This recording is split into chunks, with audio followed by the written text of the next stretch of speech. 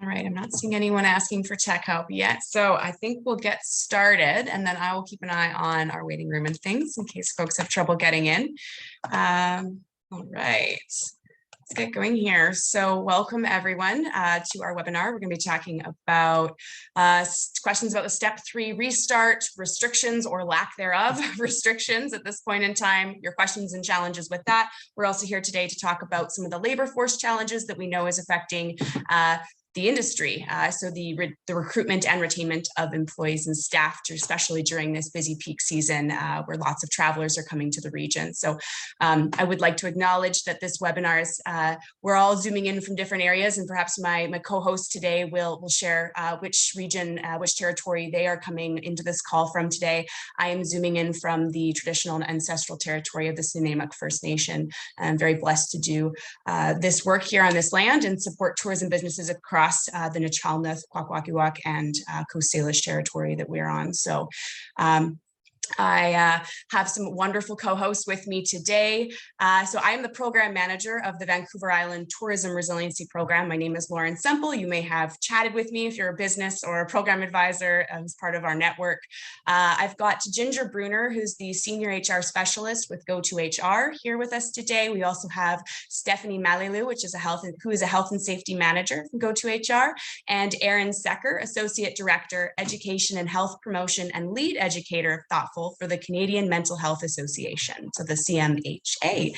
Here today, adding some extra angles and information for us on these topics. So wonderful to have you here. We also have Karen Bannister, who's the Director of Destination Marketing for Tourism Vancouver Island, here with us today as well. So I just want to let folks know that the call is being recorded. We are going to take this video, trim it up, and make it available to yourselves if you'd like to rewatch, or others who can't be with us here today.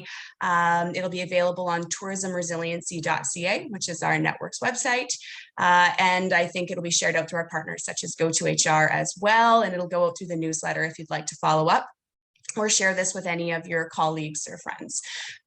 There will be a time for Q&A. There is a question and answer function in Zoom. If you float to the bottom of your screen, you'll see a couple options there. We do have a raise hand function. I am able to turn your mic on so that you can verbally ask a question if that's more comfortable for you. We do have the Q&A function as well. If you would like to type in a question, we can see those sort of queue up and then make time to have our fantastic specialists answer and address those questions today. So this is intended to be an interactive experience.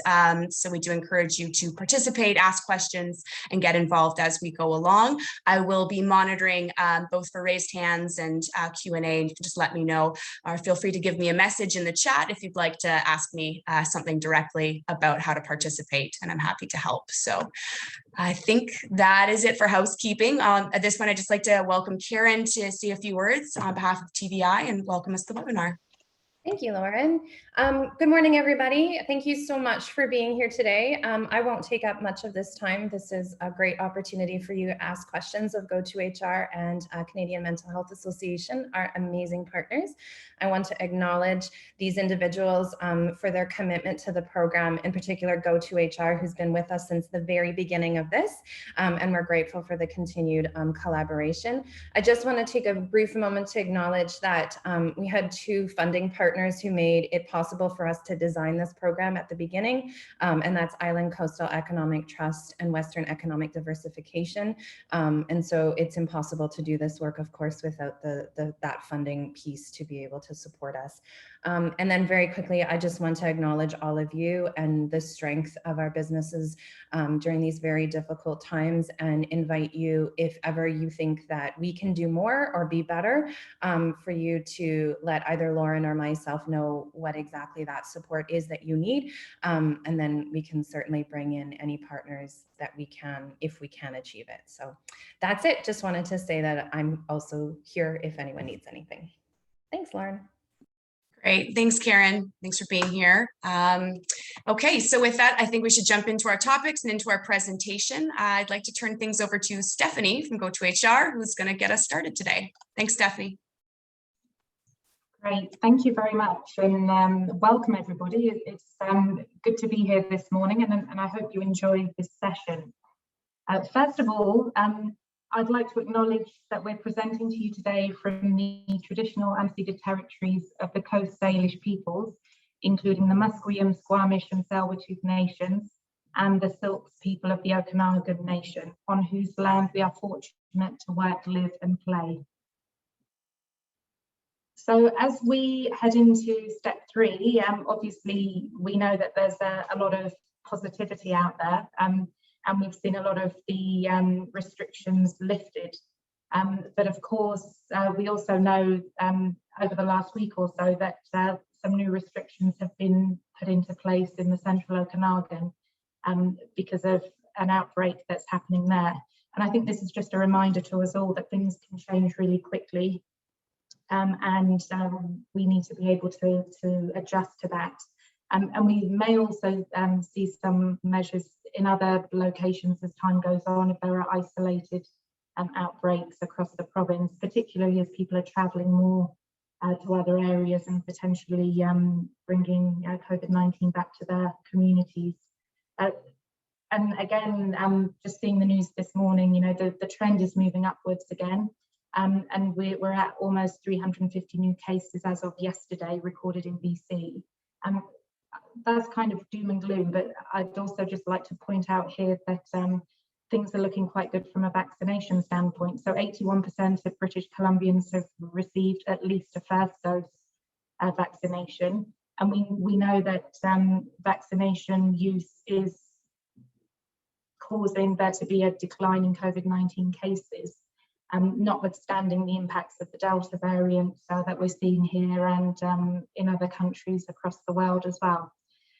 So on July the 1st, things were looking good. Enough people had been vaccinated, and therefore Dr. Henry allowed us to move into step 3 of the BC Restart Plan, which, as Lauren said, meant a real relaxation on to many of the restrictions that we had got so used to before.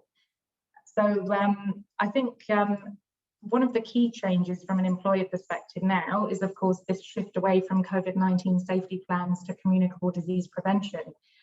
If you're not aware, I've included a screenshot here of WorkSafe BC's information. They've come up with a really straightforward 4-step guide on how to approach a communicable disease prevention plan. And there's a template that you can work through, and you can ask yourself some questions and just gather some information if you think something is lacking. And I'll also just mention GoToHR is offering a free review service. So if you decide to write down the details of your communicable disease prevention plan, which you're not actually required to do, but you may find that helpful.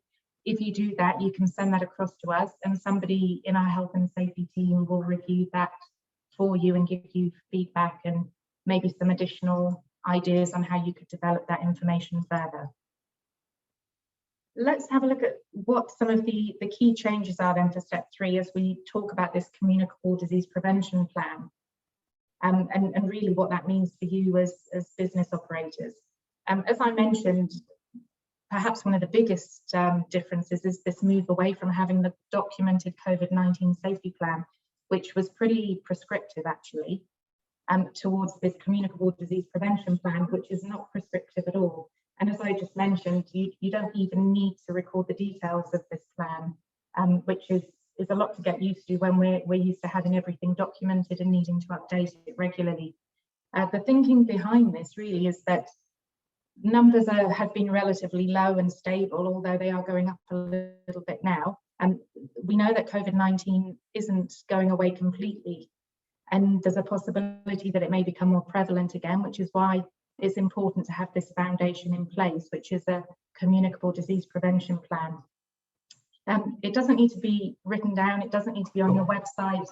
It doesn't need to be in your workplace so that your staff can see it and read it. However, people have got so used to seeing this information and feeling reassured about what we're doing to keep them safe.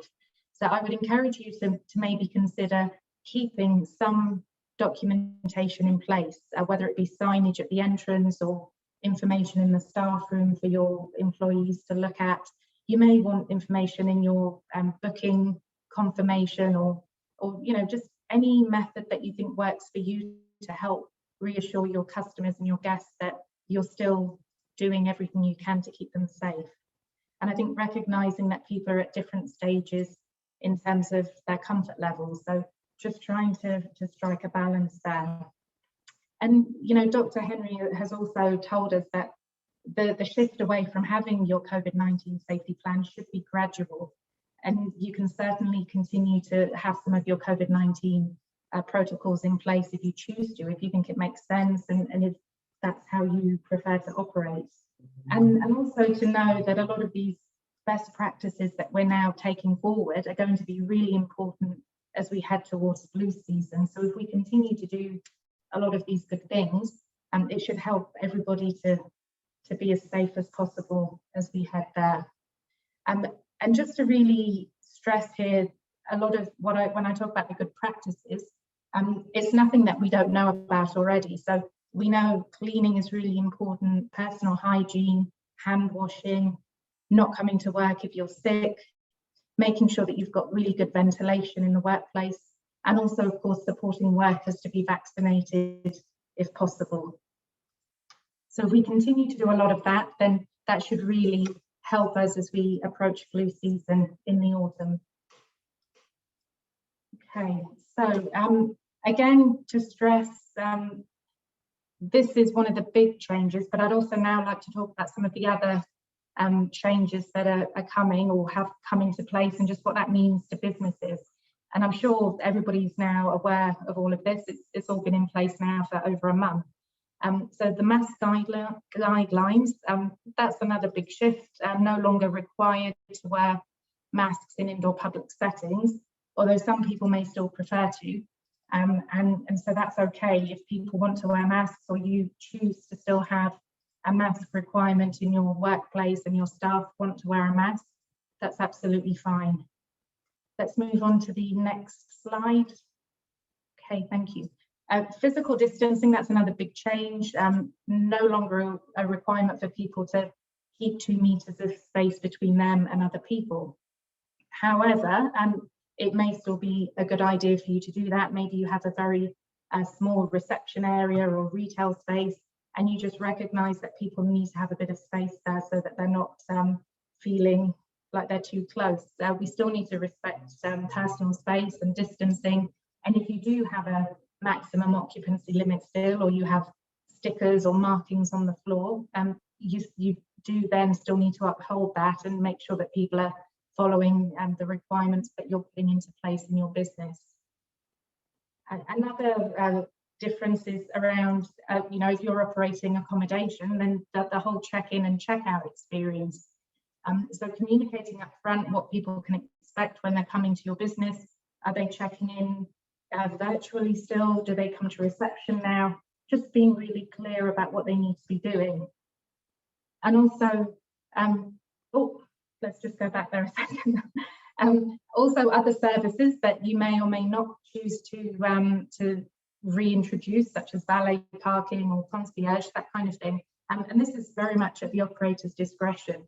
And it's up to you how, also from a staffing perspective, which I know Ginger is going to talk about shortly, just what you can actually introduce, because you have the people power to do so. That's a really important consideration. Okay, so again here, just other amenities that you may or may not have been offering throughout this time. It's up to you if you want to have your gyms and pools and other recreational facilities open, that's absolutely fine. There's no occupancy limits. I would just say that some businesses or some guests may appreciate still having space and being able to book a time, say at the swimming pool, and that may be something that's really important to them, whereas others may want to have access whenever they feel like it, and they don't want to be restricted by having to book a time. So there are other considerations here that you're going to have to balance when you figure out how gradually or not to reintroduce some of the services. Okay, from a food and beverage perspective, there have been quite a few changes there. So we know now that there's no limit on how many people can sit at one table, but they're not allowed to move from one table to another table and mingle with other people still. There's no need to contact trace. If that's something that you were routinely doing and you prefer to collect contact information, it's absolutely fine to continue to do that. But there's not an actual requirement to do that. You can have events in restaurants. You're allowed to sing now, but you're not allowed to dance. The liquor service hours, the restrictions that were in place before have been lifted. So you can now return to what was your normal licensing arrangement there. Just a note, if you have self-serve food and drink, let's say you have a buffet station or you're offering breakfast in a hotel or a bed and breakfast or something, it's still important to have hand washing facilities or alcohol-based hand gel available. And this again is going back to what I said earlier about the overarching best practices. So we're encouraging cleaning, we're encouraging hand washing. So if people are touching things regularly, and lots of different people are, then it makes complete sense to still have that gel in place and to switch up utensils and things frequently and make sure that they're washed regularly. Okay. From a housekeeping perspective, I know this has been a source of a lot of confusion over the last year or so, how long to leave a room after somebody departs, whether you should be cleaning at all during a guest stay. So again, all of this now is entirely at your discretion. If you want rooms to be cleaned during the guest stay, whether they need to be out or not. Still recommended that they be out when your housekeeping staff go in, but there's no prescription. You can offer a turn down service. There's no need to wait after a guest checks out before you go in. You may still choose to air rooms out, but you don't have to do any of that. And make sure that you're using approved disinfectants and staff have been trained, they know how to use them. If there's any PPE requirements around their regular jobs, so I'm not talking about COVID-19, but obviously dealing with different chemicals, then make sure that the PPE is still available for them as you would ordinarily. So just to touch on a few points now about events. So some of the changes here, I think most people are aware of these by now, just the maximum limits here for events, that there must be seating for everybody. And again, it makes sense to spread them out so that they're occupying as much space as possible, and not just kind of clustered in a corner. Okay. And for indoor seated events, so the information we know now is no more than 50 people or 50% of the seated occupancy. And there aren't any restrictions for flow through events, such as a trade show where people are just coming through and moving quite quickly. So that's another important change there. I think as I wrap up my section here, I just want to really stress, obviously, this has been nearly 18 months now since the pandemic really started, and over a year of what have been really restrictive orders for many of us. So the idea of moving forward now in step 3, where we see very little restriction, that can be quite unsettling for a lot of people. And it may also feel almost like it's happening too quickly. So I think this is really important for all businesses as you think about how to gradually lift some of your restrictions, just what makes sense for your business. It doesn't matter about the collective, it's what makes sense for you, knowing your business, knowing your team, knowing your customers, also your contractors and anyone else that may come into your business. We're all at different stages in terms of our acceptance of the guidelines, so let's keep that in mind. And also the flip side is, you know, we don't want any confusion or conflict or even potential for violence where people have different ideas and they don't agree with what's going on, and it becomes really uncomfortable for everybody. But we have to be prepared to deal with that and to be able to say, this is our policy, this is what we have in place. We would ask everybody to follow and to do what we need here to keep everybody safe. And so really I think my final comment is, just to continue to be respectful and kind, and to consider other people's situations and their personal choices in all of this. And with that, I think I will hand over to Ginger. Good morning, everyone. Thanks, Stephanie. You bring up a really good point, Stephanie, is that, these changes that we're experiencing now, although for some they're exciting, others they're scary, everybody is managing them at a very different pace. And the one thing that we're noticing and seeing, and I'm sure you're experiencing, is that you really don't have to go far to really hear the impact that it's having on the workforce challenges and having on the workforce. There's signage all over the place. We hear about labor shortages in the media. It really is having a dire impact, not only on the tourism industry, but the workforce in BC as a whole. So if we have a look at, where we are with regards to reopening, now that businesses are starting to move forward, which is great, but we're seeing a shift not only in the number of jobs that are now becoming available, more jobs, again, as businesses are reopening, the jobs are coming back, but we're also seeing a shift in the types of jobs that are out there. So many employers are doing more with less. More with fewer people. The types of jobs are shifting because we now need, and we're seeing an increased need for what we call anchor employees, those employees that can do multiple jobs. They're trained in various different departments. Rather than having 3 different people in different departments, now it's 1 or 2 people that can provide those services.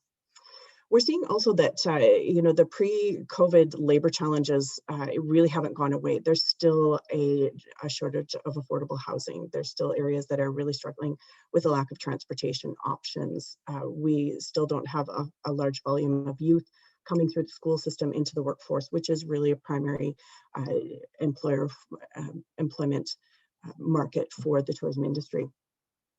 Compound that with the ongoing unemployment rate. Vancouver Island, coastal, you've got one of the lowest unemployment rates across the province. Continued, and this is more of an anecdotal piece, is that the continued government financial supports. A lot of folks shifted from the Canada Emergency Wage Subsidy over to EI, and employers are having a tough time attracting people back to the workforce. The other piece as well that we're still faced with is really that lack of foreign workers. Immigration borders are closed due to COVID. Those are remaining, but we're also seeing some new challenges in light of the pandemic as we're moving forward that perhaps employers struggled with before, but again, they're even more so. So that increased competition between employers in the industry specifically, but also competition from other industries. Culinary, housekeeping continue to be top shortages that we're hearing about and speaking with employers about. The other are frontline workers as well as frontline supervisory positions. They seem to be the top across the province. I get a lot of calls and from employers asking how they can recruit. So it's definitely been a challenge. It's no secret, and I'm sure some of you may be experiencing that employees are leaving the industry. The unfortunate stop and start over the last year and a bit has been really causing a lot of employees, in some cases, to really look for other employment that they may view as being a little more stable. The other piece too that is new is that employee needs are really shifting and changing. And, the pandemic has impacted lives in many ways. Unfortunately, for some, that's, an increase in personal responsibilities, whether that's caring for somebody that's ill or ailing, whether that's caring for young children at home, providing homeschooling. All of these personal side of, our lives has really impacted the workplace in that it's now causing people to take pause and, as people have had time off and slower periods, perhaps, they're really reflecting. It's provided that time to reflect, consider what's important, in some cases provide opportunity for some planning to make some changes, and in others, just a pure basic need and requirement. They have obligations they need to fill at home, which then in some cases prevents them from being available for work. So it's really causing that shift in need and expectations. The expectations part comes in where, employers for the past, throughout the period of the pandemic have had and been forced to make adjustments in how work is being done. So previously, options to work flexible shifts or work from home, or share positions may not have existed, but have had to be a requirement over the past year. So now it's become difficult for employers to say we can't do it, when in fact it's been done, and in most cases, in a lot of cases, being done really well. So it's becoming a shift in expectations. Employees are asking for that. They're looking for it, and it may or may not be something that can be supported by the businesses moving forward. So provides another angle and challenge for employers. We've talked about the need for flexible staffing as we're ramping up, those anchor employees that can do multiple positions. In some cases, again, businesses are pivoting and adjusting their service offerings. So some of the needs for positions and the kinds of positions that they're offering has had to change as a result of those changes in business operations. If they changed completely from an in-house dining restaurant to now just shifting completely to takeout, then of course you're going to have a shift in positions and what that looks like. Stephanie mentioned the ongoing and continued priority in health and safety. That is as well an important priority for employees and job seekers. So if you're currently recruiting and you're having a tough time with it, as you would for your guests and your marketing to bring guests into your business, I would suggest that you do same from a health and safety perspective on your job recruitment. Mention that there's a priority in health and safety. Draw focus to your communicable disease plan. Let people know what is happening and what's taking place, not only your current employees so that you can retain them, but also any employees that you're hiring, because employers are looking for that. People have an increased focus on their health and safety, which is a great thing. We need to help, just convey that messaging, which again is another layer that employers now need to think about a little bit more. Some of those shifting protocol procedures, as Stephanie has mentioned, everyone's at their own pace. Businesses still, in some cases, are following strict protocol guidelines that they did before. Others are relaxing them. So those shifting bars and goals and measures are really challenging, not only for your guests, but also for your frontline staff. So keeping them really informed in what's going on, because they unfortunately have faced the brunt of those frustrated or angry guests, which is becoming a challenge because in some cases, employees are just choosing not to deal with it anymore. They're leaving the industry again, choosing other work, and or they're suffering from the mental side of things, and it's having an impact in the workforce, which we'll talk about in a few minutes here. There's also a pent-up demand for travel. So we're hearing about this more and more. People want to travel. We've been kept up and enclosed, in our personal bubbles for a long time, and it's having an impact in businesses. And that impact in business and what we've seen is that, really, I can give you an example of recently I had an experience at a high volume local restaurant. I'm based in the North Okanagan, and we had a bit of a wait for our table. We sat down, we were chatting with the server, and the restaurant, she was just looking tired. You look around and the staff are exhausted. They're just beat, and they're doing their best to meet the needs of guests. And we were chatting, and she said, we're operating at half capacity. So by choice, that restaurant hasn't completely opened to their full occupancy limits. So they're operating at half capacity. They're running short-staffed. And then on top of that, they're actually seeing a 40% increase in their revenues over and above pre-COVID revenues the same time for that same monthly period. So when you think about all those factors, that pent-up demand for travel, the staffing shortages, and the impact on your staff, it's really having, you're starting to see these changes. We said business operations are changing. We certainly have spoken with employers, and we're hearing stories about hotels that aren't operating at full capacity. Restaurants, again, that example of not operating at full capacity. I'm aware of a hotel that's chosen not to open for the summer season because they just are not able to find staff in one of the areas of the province. So that increased demand, the closing down, the shortage of being able to offer some services, the increased public demand for services, the shortage of staff in a lot of places mean that really those staff that are showing up for work are working extra hard. Owners, managers, yourself, you're probably seeing this. You're probably serving tables, clearing tables, flipping beds, guiding tours.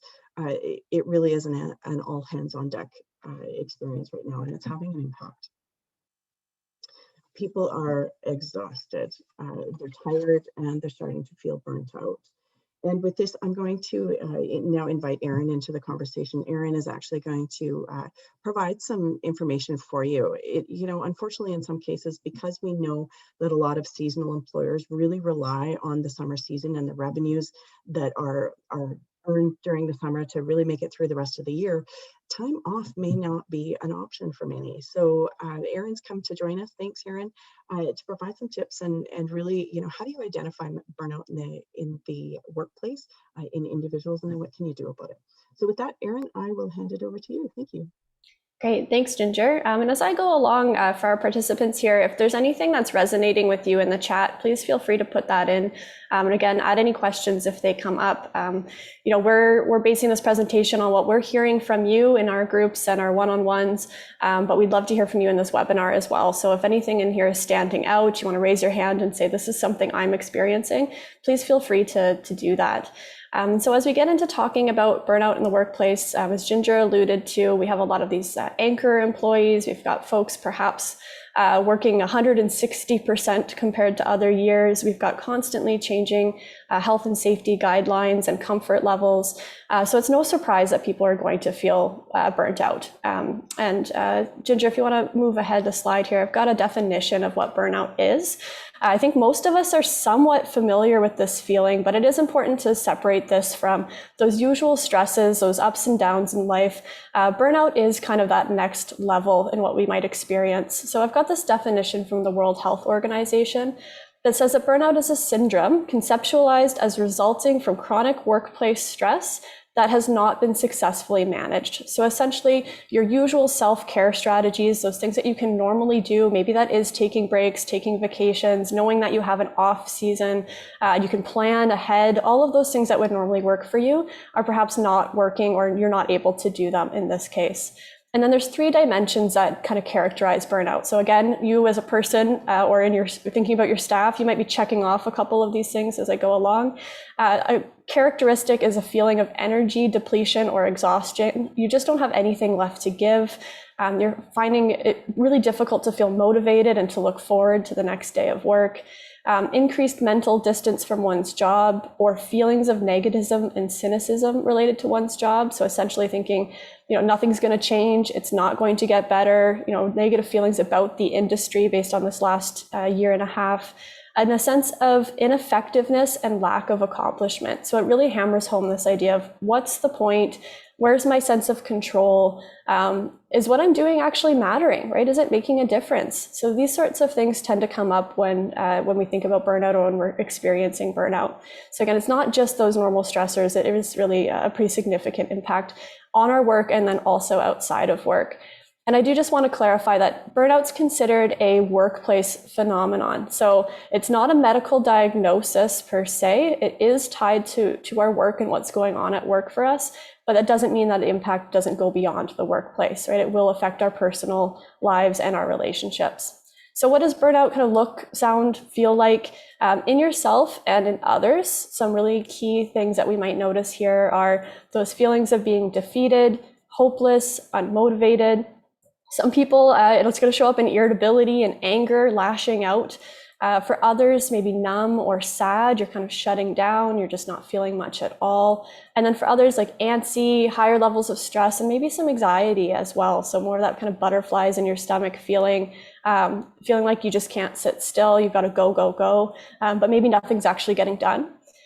For a lot of people, short-term memory is definitely affected. So your forgetfulness, you might notice you walk into a room and you completely forget why. And that happens to everybody here and there, but maybe this is happening more often, right? Or you had a couple tasks on your list and then you get home at the end of the day and then you realize you just didn't do them, or you just didn't get to them, right? Or what was that conversation I was supposed to have again?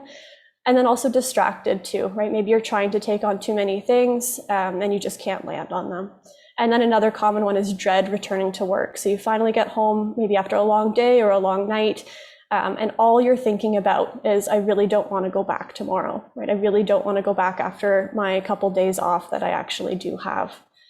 So these would be some things that we really want to pay attention to in ourselves, and if people are also expressing these sorts of sentiments. And then in the workplace too, how does this show up? A big one is low morale, right? Not surprising. If everyone is feeling dread, they're feeling stressed, they don't want to be there, they feel like they're ineffective, of course we're going to have low morale on teams, right? If everyone is thinking, what is the point? Where are we going, right? There's no changes in sight, of course we're going to have low morale. Of course, higher than usual turnover, difficulty in recruiting people for sure. Toxic team dynamics, and what I mean by that are things like people not taking responsibility for their actions or their mistakes. You might see things like gossiping or spreading rumors about people. People just really not giving others the benefit of the doubt or cutting them any slack, right? Really quick to blame and shame people. And of course, this can kind of create a cycle too, right? A self-fulfilling prophecy, or a cycle that just continues and continues. So really watching out for those toxic team dynamics. We often want to go and punish or penalize people when we start to see these dynamics, but if we understand that actually burnout could be part of what's going on here, we might want to take a slightly different approach. It doesn't mean that that behavior can continue, but we might come to those discussions from a place of care and concern and empathy, rather than just a punishment a lens, right? And then also increased errors and accidents. This can actually be a significant safety concern in some workplaces.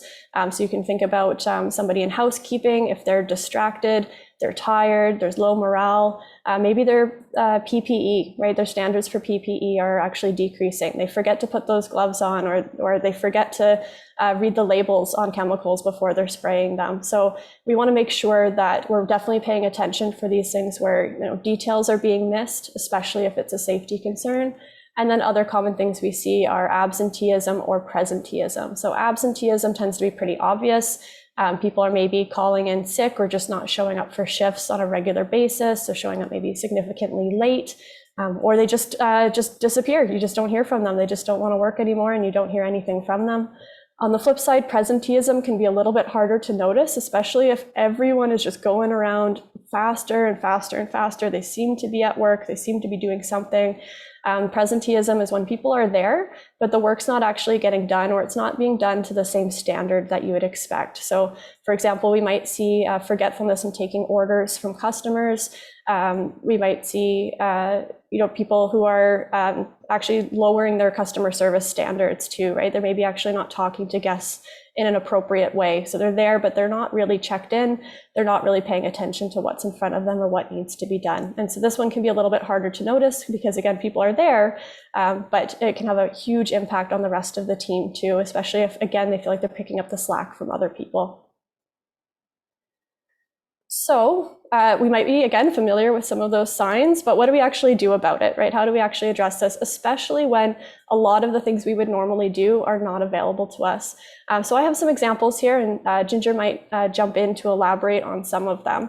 But kind of just broadly speaking, as an individual and also as a manager and an employer, a supervisor, we want to try and celebrate those small wins and successes. So yes, this takes a little bit of time, but notice when good things have happened. It's really easy to get sucked into doom and gloom right now, or to just take every day for granted, because again, we're just going and going and going.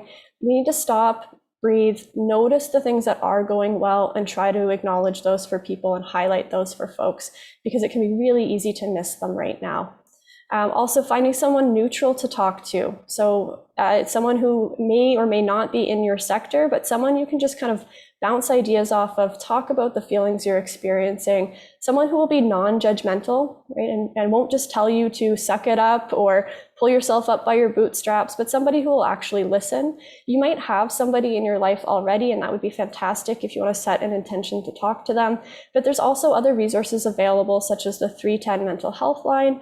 So you can call them, yes, if you're in a crisis, but also if you just need some extra support or you don't know where to turn. And there's no area code on that number. It's just 310-6789, nice and easy to remember.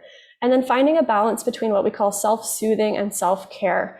And so really, self-care, I've mentioned this already, this is kind of that foundational stuff. These are the things we know, they're not going to change.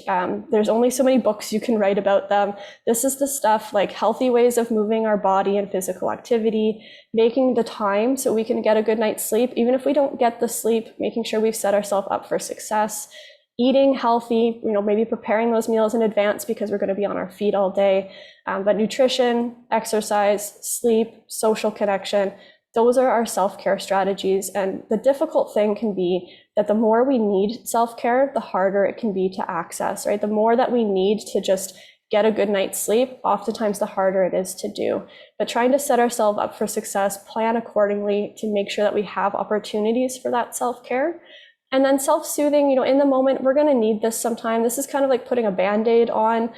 When we reach for that, that second, third glass of wine on a Friday night, when we need a day off and we're sitting in our pajamas watching Netflix, when we just rant to somebody and we just need to get something off our chest, those things are self-soothing, and we're going to do those sometimes, especially right now when we're in a really high stress situation or when we're just really exhausted. We're going to self-soothe sometimes, that's okay. But again, finding that balance between those things and our self-care. So self-care being very foundational, self-soothing is kind of like calming yourself in the moment, that bubble bath that you might take.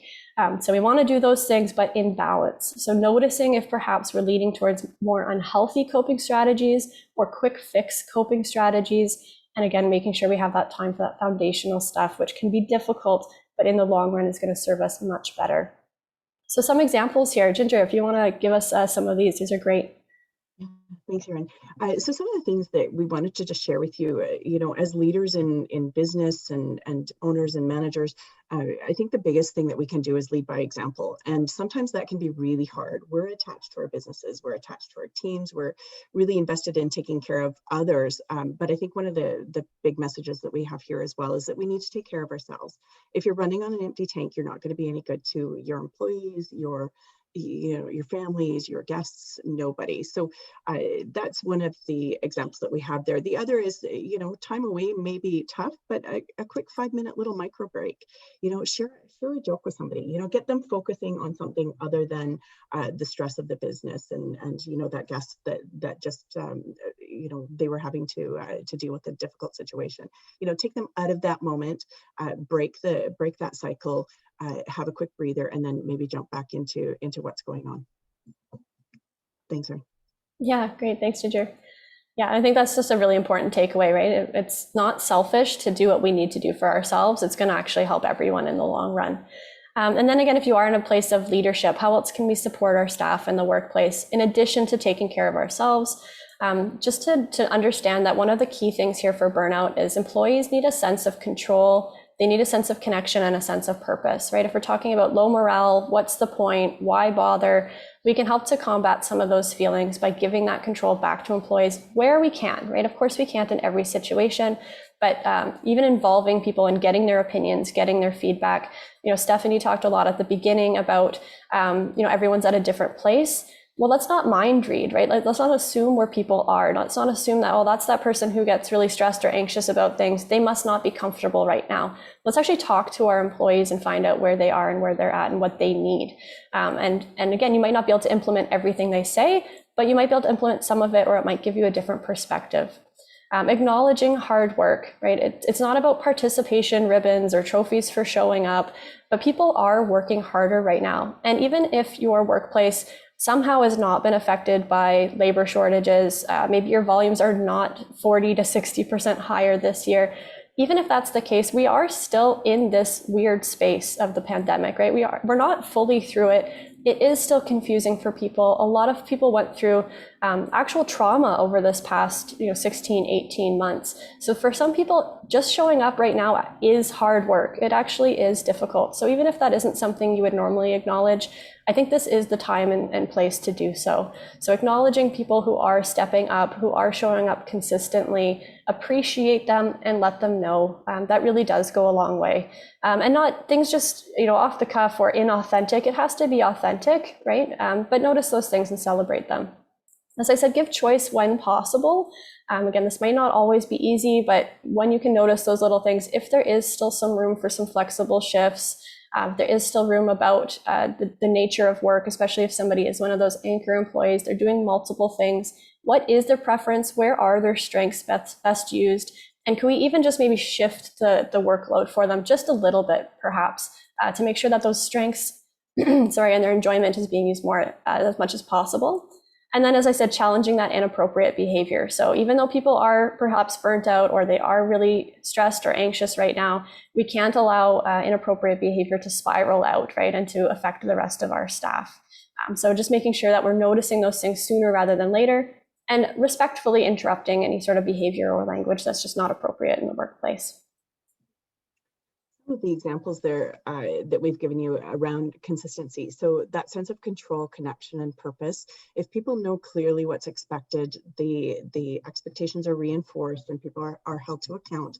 And again, in an empathetic way, making sure that they know what is expected of them, but then ensure that you're consistent and following through. Make sure that everybody has to follow the same guidelines, but most importantly, communicate, let people know, make sure everybody's aware of what the new changes are. They know exactly what those benchmarks are, so that then they can now translate that information to their guests.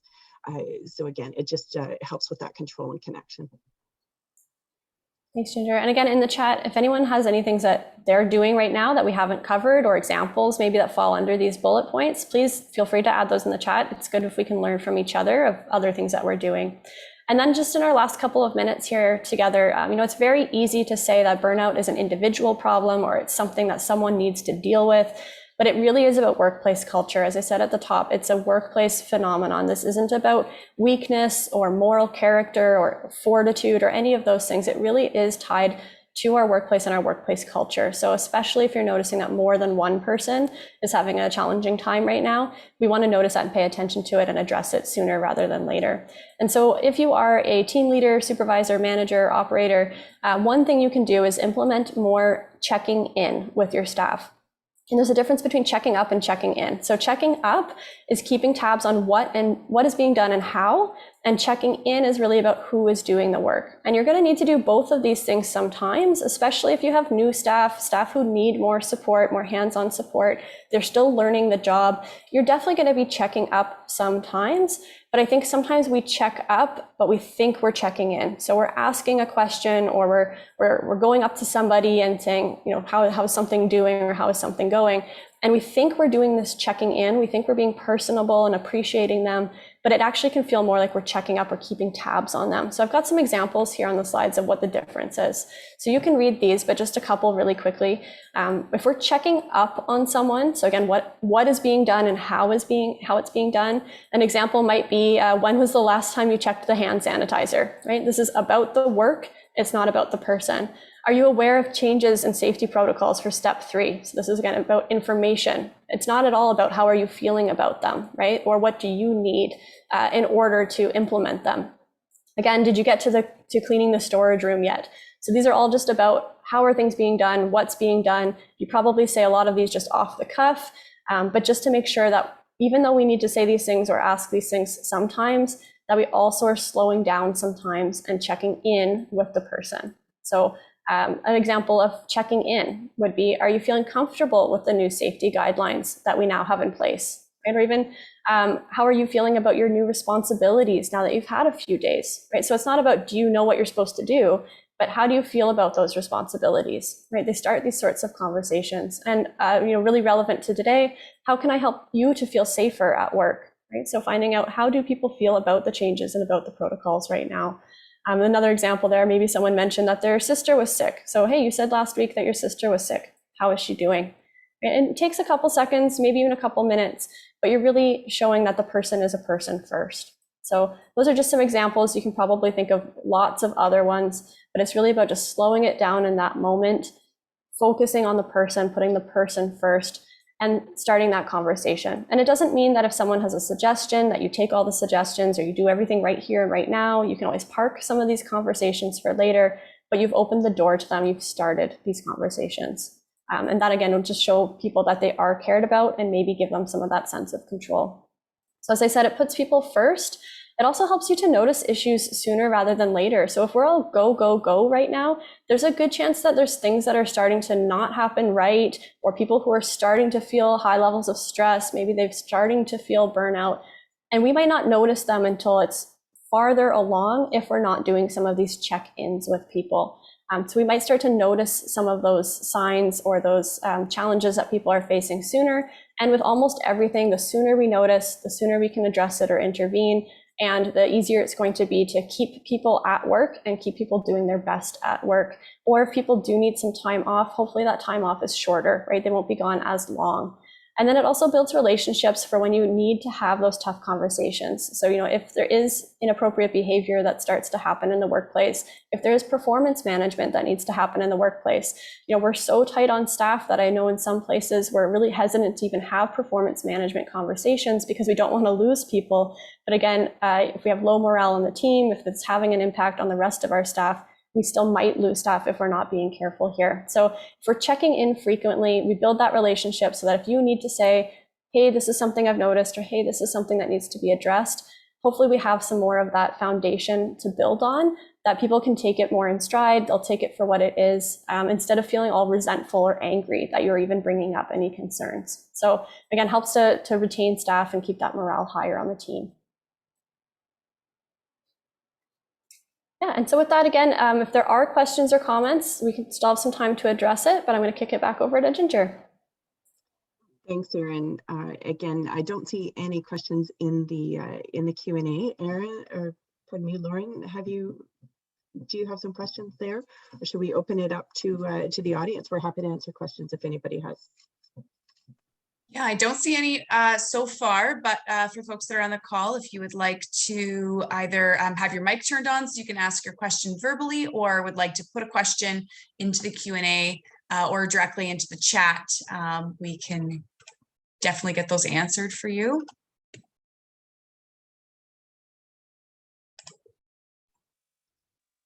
Maybe just while we're waiting, we do have some more common questions that we tend to get asked. Stephanie, if I can put you on the spot and maybe ask you to share maybe a couple of the more recent common questions that we're starting to see around the communicable disease plans.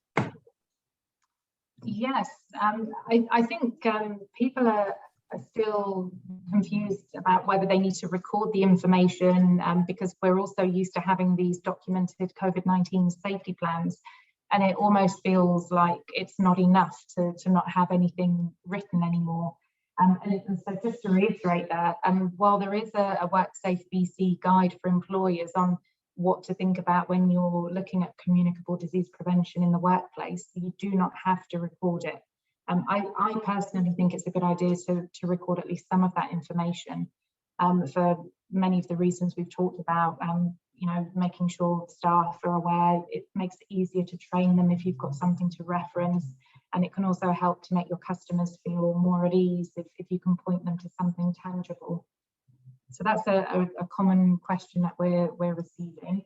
And I think just around masks, obviously, if businesses are choosing to continue to enforce the wearing of masks in their workplace, what do they do if somebody comes in and they just outright refuse to wear a mask?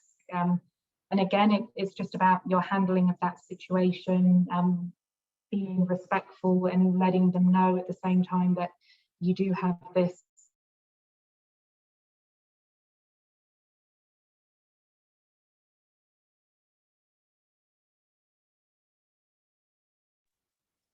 I think we lost Stephanie there, Lauren. I think she's frozen up. So, masks is just really being communicating, making sure that people understand what those expectations are and what's changing. Yeah, Ginger, I'll just jump in there too. I would also just suggest when we're talking about burnout and stress, not minimizing that experience for employees. A lot of employees really don't like confrontation. That's not what they think they signed up for. So even if you are comfortable with confrontation as a manager or a supervisor, knowing that a lot of employees, it's really potentially going to ruin their day, right? It really is going to distract them, and they're going to feel not very good, even if they handle the situation perfectly well. So checking in once again with those employees after they've had to have that conversation with a guest guest or a customer, and not minimizing that experience, encouraging them to go take those little micro breaks if they're able to, and just to talk about their feelings after that and assure them, what they did really well. And if there's anything for next time, what are some of those learning moments for the future, so they feel more confident. And that's great, Aaryn. That all lends to really what we speak to with regards to, employee retention. Employees are going to stay and feel comfortable working where they know that they're cared for. They know that their manager, the owner, is looking out for them. They're looking out for each other, on a team. They feel engaged. And again, that can, help to combat that presenteeism, that sense that they're just kind of there punching the clock and doing the job and nobody's really noticing, but we're actively engaged and taking care. We get a lot of inquiries around recruitment. How can we fill positions? And that's one of the things, is that we may not have a whole lot of bodies to fill positions and a lot of applications coming in. So we have to work extra hard to really care for the team that we have, make sure that we're having them feel secure and safe in their jobs, that they're cared for, not only physically, but mentally as well. I think with that, Lauren, we will hand it back over to you. Thank you again to Vancouver Island Coast for the opportunity to present here today. And I'd encourage anyone that is having challenges around this, reach out to your TRP advisor. Awesome. Thanks so much. Yeah, thank you to everyone who joined us today, and for everyone who's going to watch this video on playback from the website. I hope you found it informative and valuable. And just please know that your program advisor through the Tourism Resiliency Program, or these wonderful specialists through GoToHR, these folks are available to you. Their teams are available to you to help support you in this time. So if you have any follow-up questions, need additional resources, have any questions after you watch this later, please do get in touch with us. We'd be happy to connect with you. The information is on the screen now for our friends who are presenting today. And so with that, just final thank you to Ginger, Stephanie, and Aaryn, as well as Karen Bannister, who joined us today from GoToHR, or pardon me, from Tourism Vancouver Island. And so with that, I hope we all stay safe and well. Thank you so much again. Have a wonderful day. Bye.